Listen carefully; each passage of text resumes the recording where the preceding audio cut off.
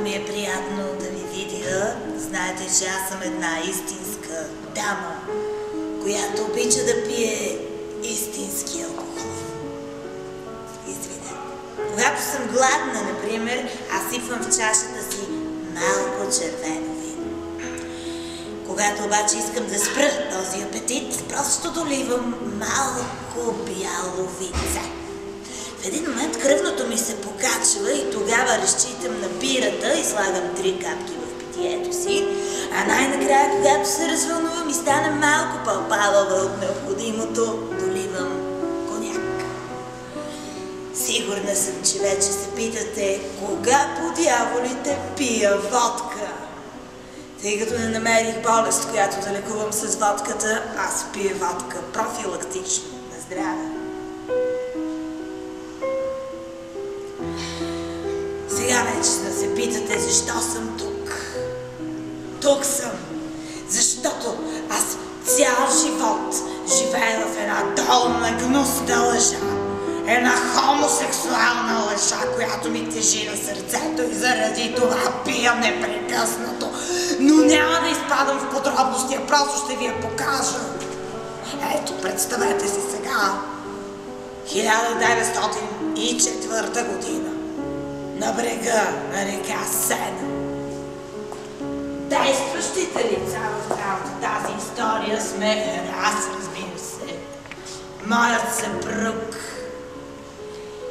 и нашият семейен приятел. Но какъв приятел може да бъде това? Това е един истински предател и при това хомо-предател. Няма да изпадам в подробности. Вижте сами. 1904, брега на река Сена, кафе Гран дю Пари.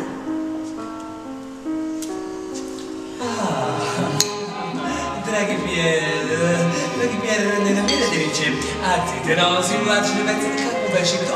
Да, Павловият голямчо. Именно. Тарифите акции са се повишили доста.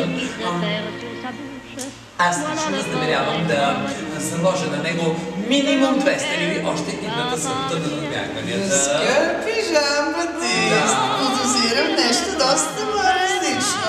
Аз лично смятам, че вие сте склонен да заложите такава голяма сума не точно на жребеца, а на този, който аз този така трениран и здрав жут.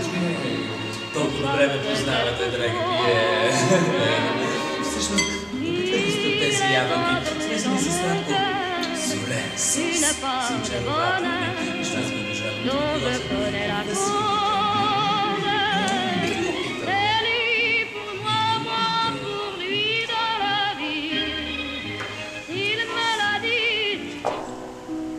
В този момент си мислех, че наистина обсъждаме конната езда, която се състоява в събота следобед.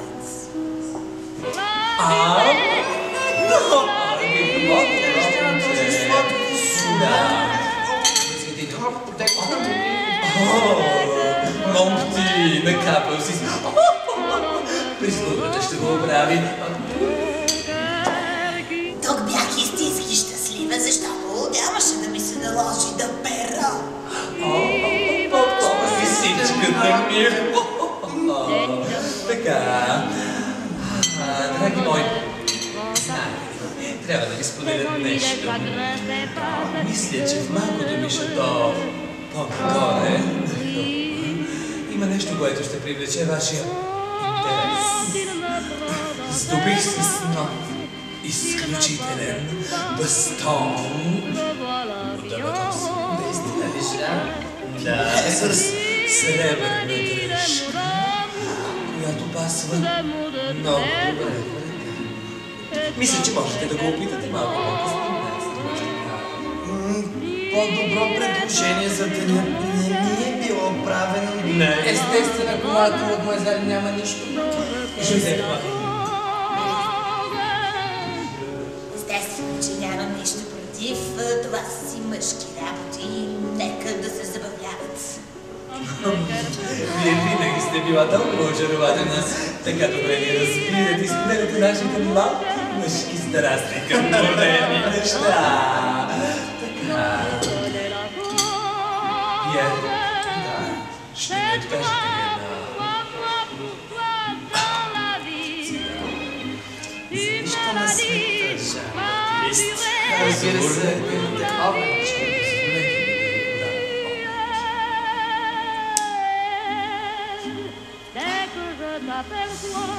Аз лично ще премина към кафето, нали? Обичам го да бъде много сладко. Нещо смешно ми стане, край моя. Извинай се. Радвате се на слънцето, не съм. Нали, Пиер?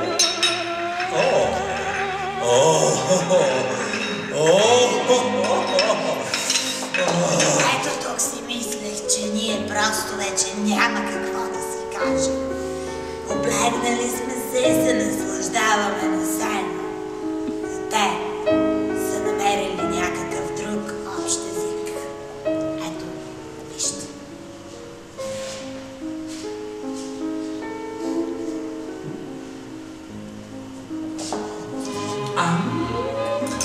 Малко се поразвълнувах, драги мои.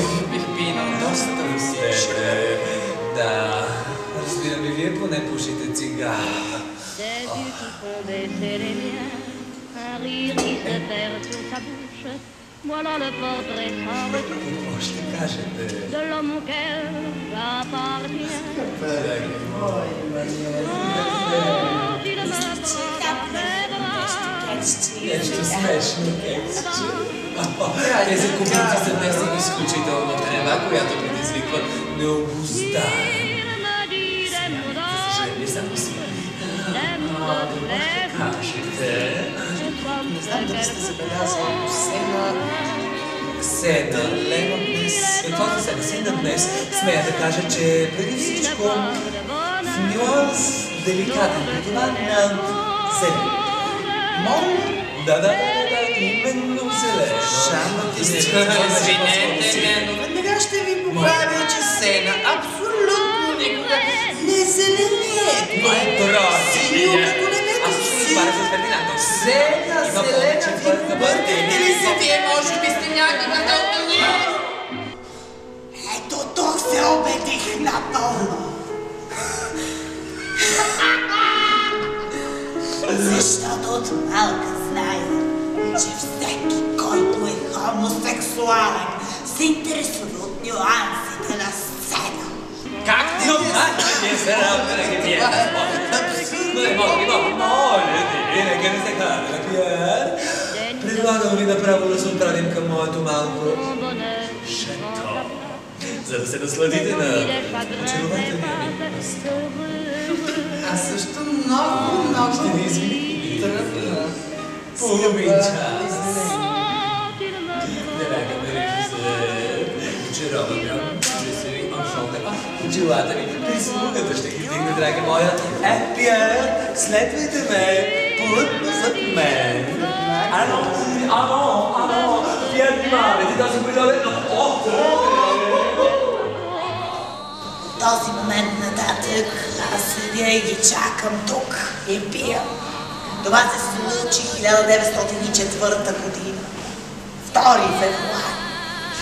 Седа си, чакам си, пия си. Но не, аз за нищо не съжалявам.